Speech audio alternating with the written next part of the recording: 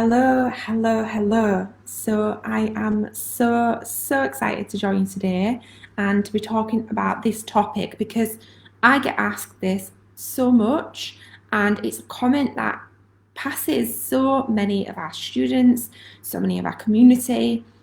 And in all the research that we've done, this has been one of the biggest comments that we've had. And it is, hello. I want to start my business, but I'm too afraid of failure. Or I want to start my business, but I'm just too afraid. I want to start my business, but I'm afraid of success. Gosh, that was me. I want to start my business, but. Okay. So I thought today I would address this and have a chat with you about the steps that I took in my business and to really get you thinking about I want to start my business, but I'm too afraid of the risk. I want to start my business, but I'm too afraid of insert whatever you say to yourself. Now, the first thing I want to do is I want to address and I want you to think about firstly, why is it a risk? Why is it a risk starting your own business? What is it that's making it a risk? Is it the way that you're perceiving the situation? Is it your thoughts about it? What is there that's a risk about it? Now, the reason why I ask this question is because when I set up my last business, I was 22, I think. I was 22, and that was a risk, right? I left my job, I handed in my notice, I had no dependencies or anything. I was 22 years old, I had nothing.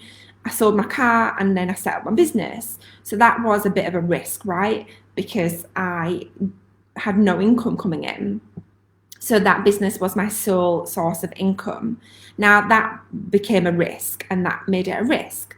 However, when I set up this business, I was 24 and there was no risk. And the reason why there was no risk is because I put the right things in place at the right time to ensure that there was no risk. And my perception of what I was doing was different. I also had people who were dependent on me, my children. I had my one little girl at the time. And so I made it so that there was no risk, right? There was no risk of failure. There was no risk of not having any money coming in. There was no risk of anything. And so I'm going to talk to you today about the steps that you can take in your life, in your business, to ensure that there's no risk of failing or risk of having no income or risk of anything.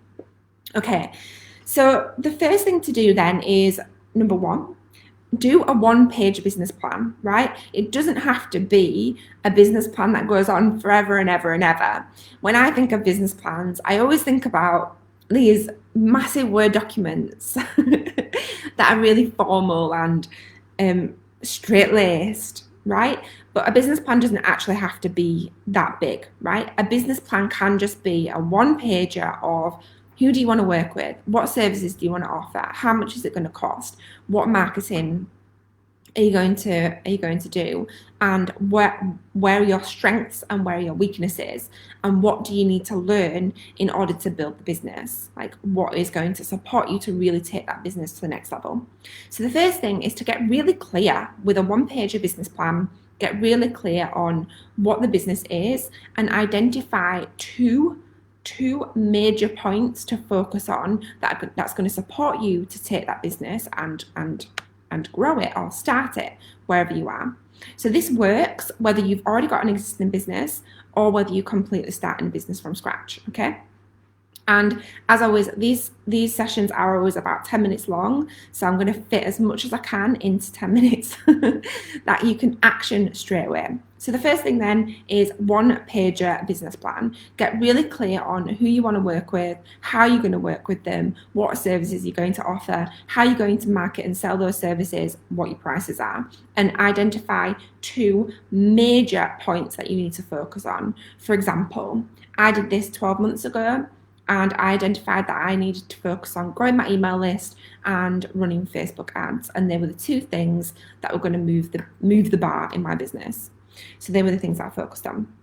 So number 2, think about it like this as well. You don't have to jump in right away, right? So I told you when I first set up my last business when I was 22, I dived right in there. 2 feet straight in, handed my notice in at work, had no other source of income. That was it. That was it. Because at that time, that's what I thought it took to be successful. Whereas in this business, I set up this business at 24. I didn't dive in like that. I dived into the business and I committed to making it work, but I didn't quit my job until I knew I had enough income coming in from the business before leaving my full-time job, right? I had family dependent on me and other things. And so a lot of people think, I'm going to set up a business and I have to leave my existing source of income to be able to set up the business.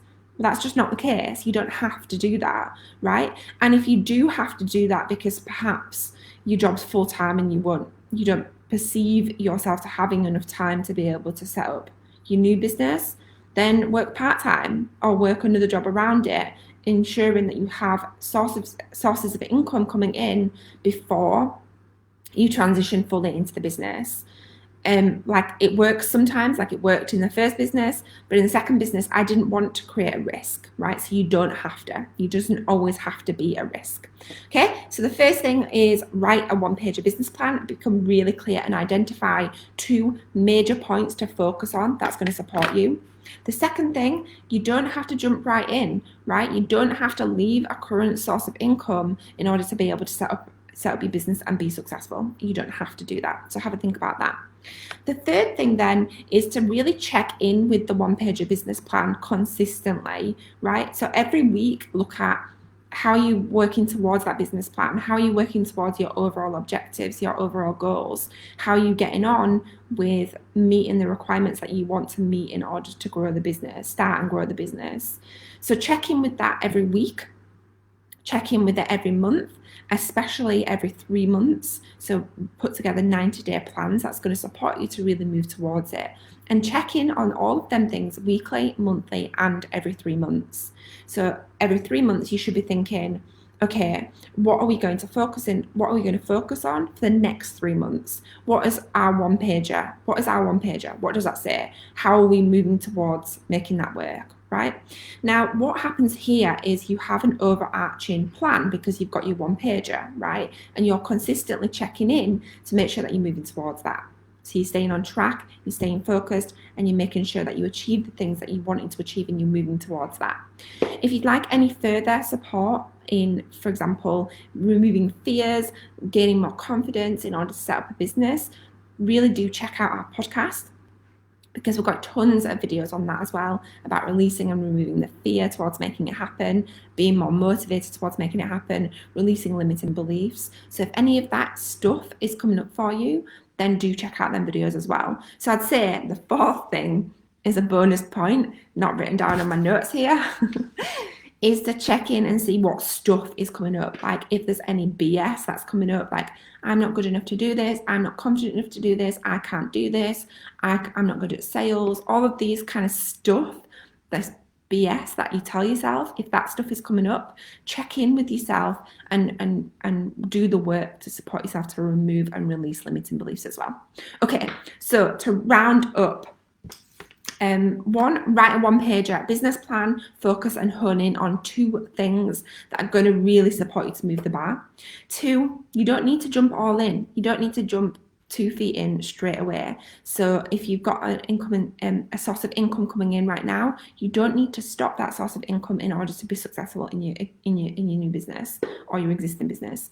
And 3, check in with your business plan every week, every month, and every 90 days, and make sure that you're working towards your overarching business plan. Okay, so that's it from me. I'm Rebecca Lockwood, your neuro-linguistic programming trainer, hypnosis trainer, and breakthrough coach trainer. And if you need anything else from me or any more support, do reach out on Facebook or on Instagram at rebecca.lockwood. Have an amazing week, and I'll catch you all next week.